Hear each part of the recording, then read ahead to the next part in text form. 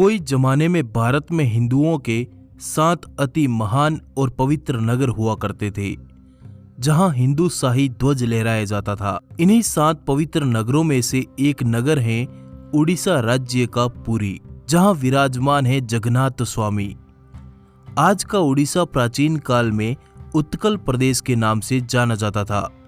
कोई समय यहाँ भारत की समृद्ध बंदरगाहें हुआ करती थी, जहां से जावा, सुमात्रा, इंडोनेशिया, थाईलैंड और कई देशों का इन्हीं बंदरगाहों के रास्ते व्यापार हुआ करता था। आइए डिमांडिंग पंडित के साथ जानते हैं श्री जगन्नाथ मंदिर के बनने से लेकर अब तक की पूरी कहानी और उनसे जुड़े अद्भुत रहस्यों के बारे में। पुरी की सबसे खास बात तो यहाँ विराजमान भगवान जगन्नाथ हैं, जिनका अनोखा रूप भारत में कहीं और देखने को नहीं मिलता। नीम की लकड़ी से बना इनका विग्रह अपने आप में अद्भुत है। ऐसी मान्यता है कि इनके अंदर स्वयं भगवान श्री कृष्ण मौजूद रहते हैं।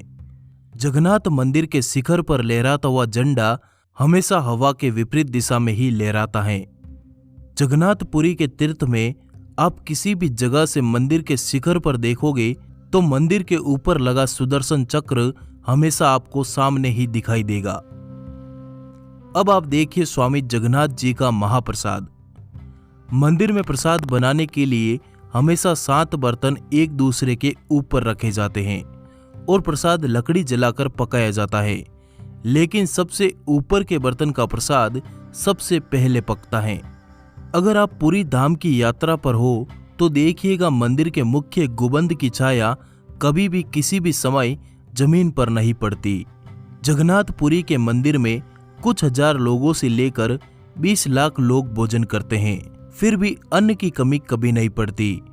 हर समय पूरे वर्ष के लिए यहाँ भंडार भरपूर रहता है।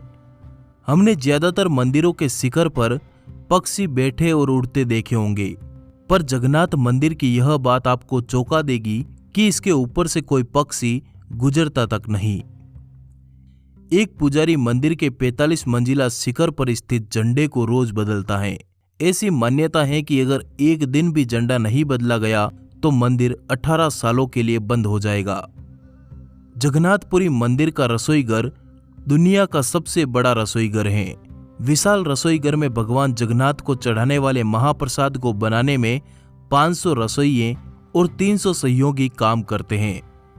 महान सिख सम्राट महाराजा रणजीत सिंह जी ने इस मंदिर को अकूत अपार सोना दान किया था, जो कि उनके द्वारा स्वर्ण मंदिर अमृतसर को दिए गए सोने से कई गुना अधिक था।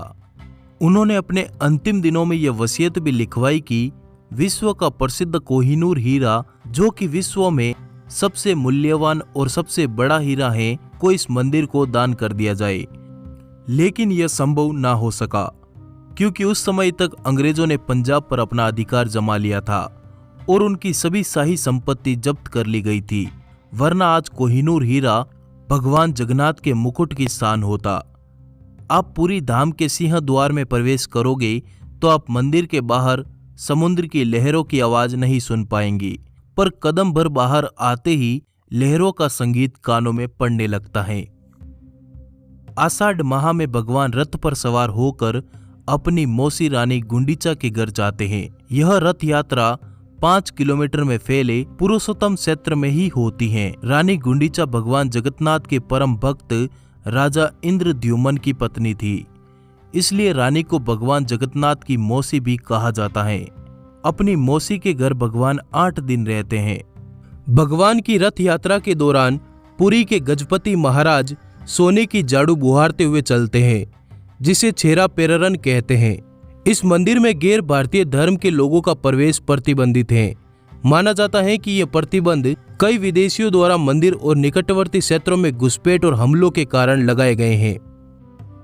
किसने बनवाया था भगवान जगन्नाथ स्वामी का यह भव्य मंदिर?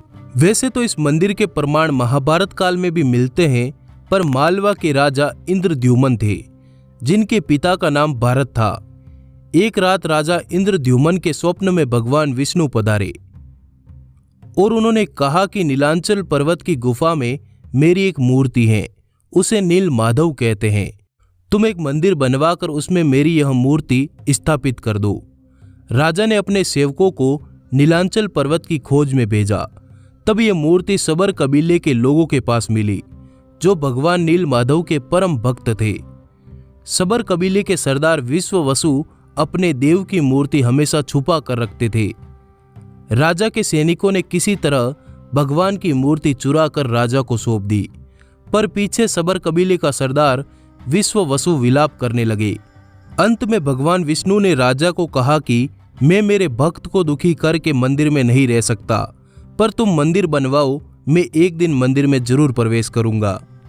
राजा ने मंदिर बनवाया और संपूर्ण नगर भगवान विष्णु के लिए प्रार्थना करने लगा। तब भगवान ने कहा, द्वारिका से एक पेड़ तैरकर पुरी आएगा, तुम उससे मेरी मूर्ति बनवा देना। राजा के सैनिक समुद्र में तैरते पेड़ को खोजने के लिए निकले।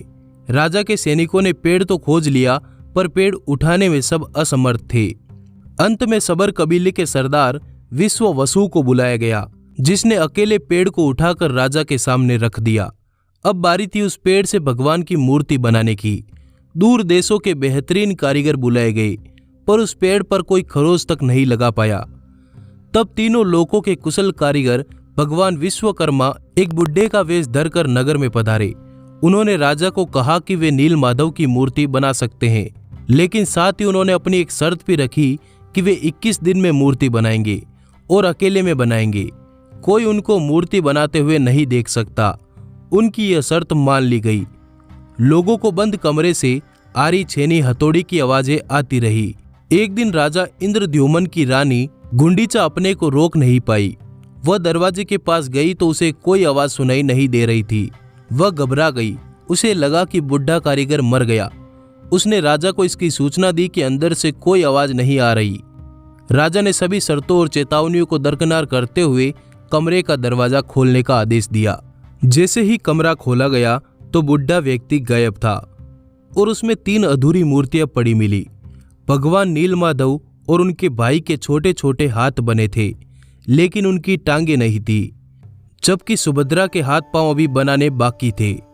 राजा ने इसे भगवान की इच्छा मानकर इन्हीं अधूरी मूर्तियों को स्थापित कर दिया। तब से लेकर आज तक तीनों भाई बहन इसी रूप में विद्यमान हैं। इस वीडियो को लाइक जरूर करें। आगे हमसे जुड़े रहें। धन्यवाद।